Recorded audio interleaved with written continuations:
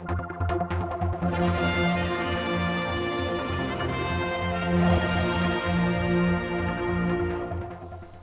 myself and Chris here have just been sitting through this morning's session with the Dr Ranson Tribunal. This is a new one. This is the second one that not a lot of people really knew what was going to go on here.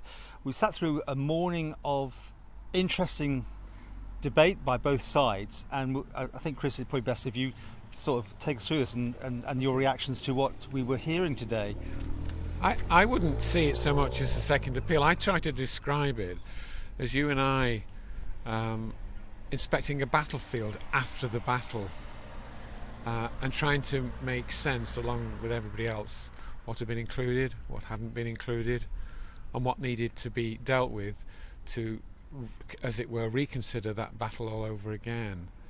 And so it was in four parts. The first element was really a short commentary and exchange on what was understood to be the actual remedy award, which after some discussion it was agreed that it was £2.597 million. And they've got the cheque already, apparently. I understand they've got the cheque already. Yeah. And then we get into the second part, which was to do with costs in relation to Dr Ranson's work prior to the BMA coming in, and if I can just describe and their willingness to cover costs.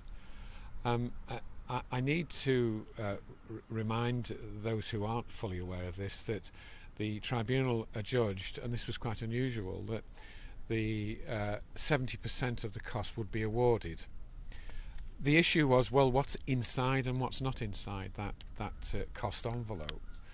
And specifically, and your listeners need to understand that a tremendous amount of work occurred prior to the BMA coming in, and that work was carried out by the husband of Dr Ranson, who is a barrister. And what he did was he gave up his other work in order to furnish Dr Ranson with the necessary legal support required to move the whole case forward. And it was only because of all that tremendous work that happened that the case ever came into being at all.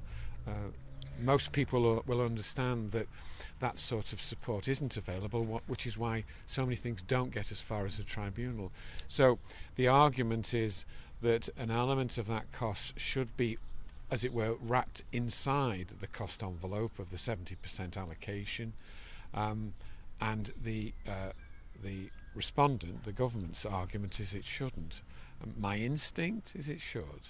That, as an outsider observing. But we have the husband billing the wife for time put in on the case. But it's not. But it is. But it isn't. Not. I mean, that's a very technical way of putting it. What happened was the husband gave up a lot of his work in order to... In his professional capacity. In his professional capacity as a barrister, and they are now saying that should be recognised. Well, let's just... First of all, the tribunal made an opening statement, and they certainly were not impressed with this coming back. They thought this was going to be dealt with all in one package. They thought this was going to go away with the money that they gave in their findings from the first tribunal. That's not within the grasp of the tribunal to allocate that. The tribunal's job was to deal with the remedy amount. The issue of what are the final costs is a much more technical matter. I meant the money payout. They worked out the payout. No, this is about cost. Then 2.59 million. Yeah. Is the remedy that allocated by the tribunal. It's nothing to do with the costs. This is a matter outside of that.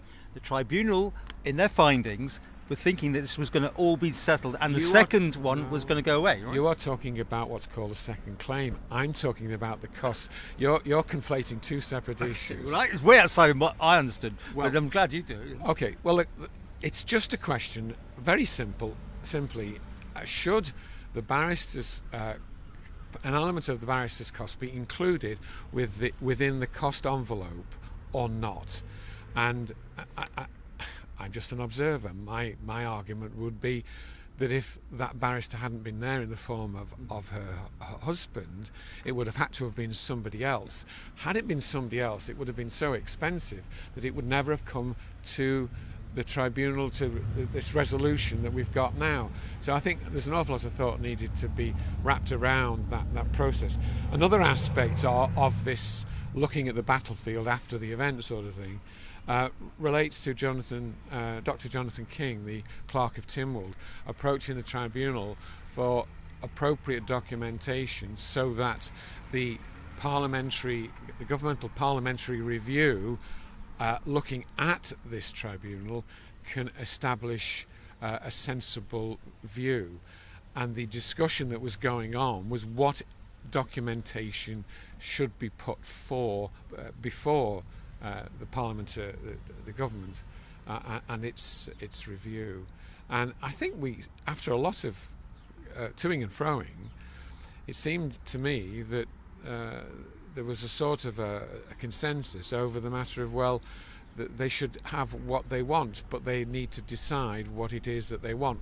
What were the reservations? The reservations were, as you and I know from our long observation of this case, the original case had a massive amount of documentation, and the concern was, is that valuable?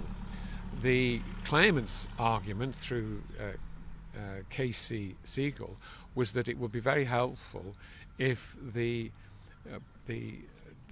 parliamentary review had the opportunity to be, as it were, guided towards and through the tribunal's, as it were, conclusions and judgment. The opposite view was, well, no, give them everything. So in the end they said, well, okay, look, give them the options and let them decide.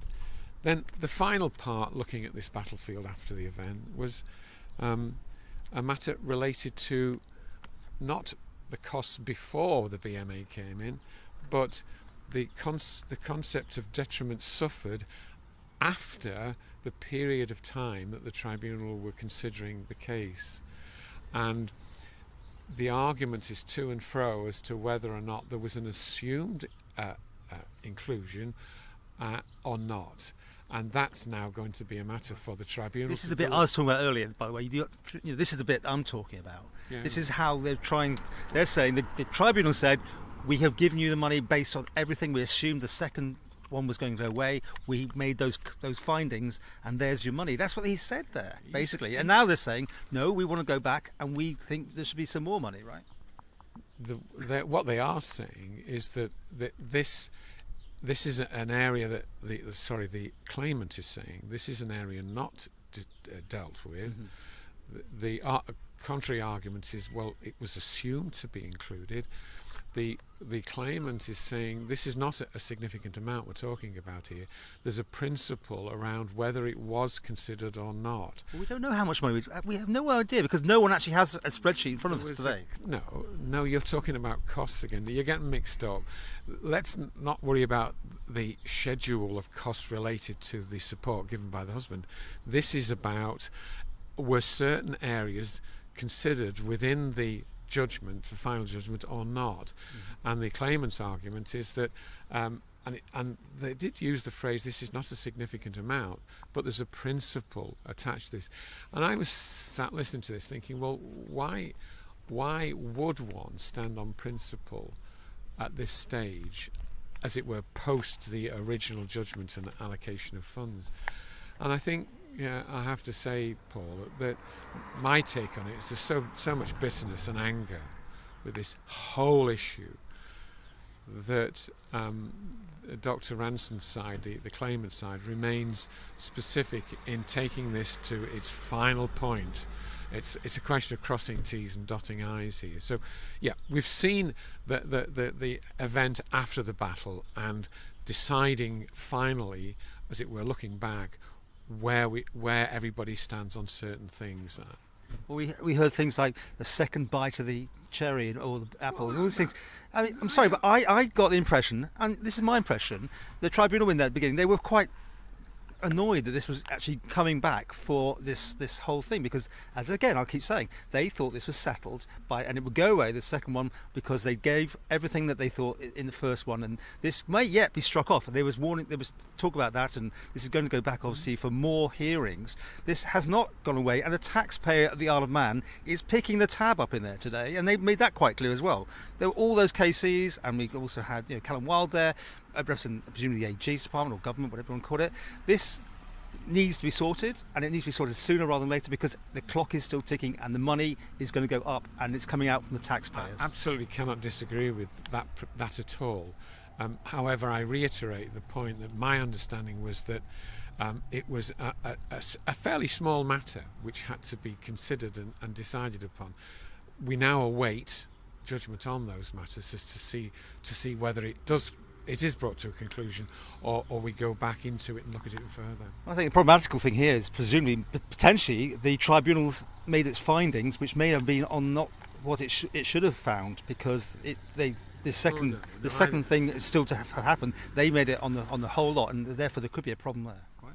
Well, yes, except shall we say that if the original judgment was concerned with 97% of the totality of this case, that what we're talking about is a small percentage at the end, as I see it, whether or not it will be written away or whether or not it's going to be, it'll have to be considered. That's the issue in question. What do you think is the easiest outcome here? Is just to draw a line under this, walk away, or to proceed?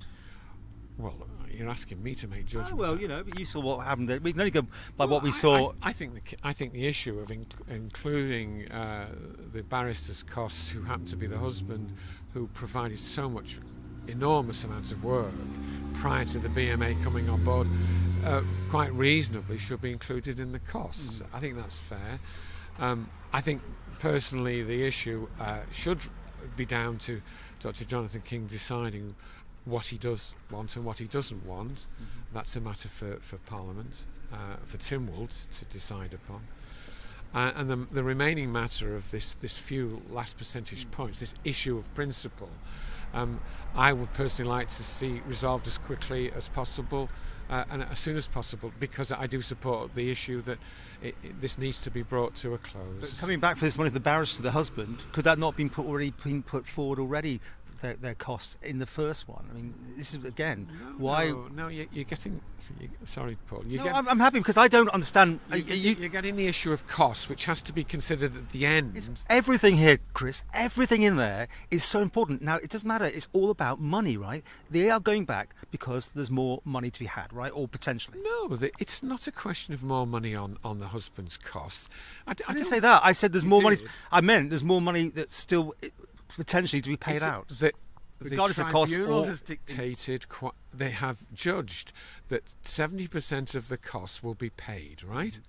The issue is the money attributable to the husband who supported the wife for so long to allow this to happen in the first place? Should that be included? Yes or no? It's not coming back for more money.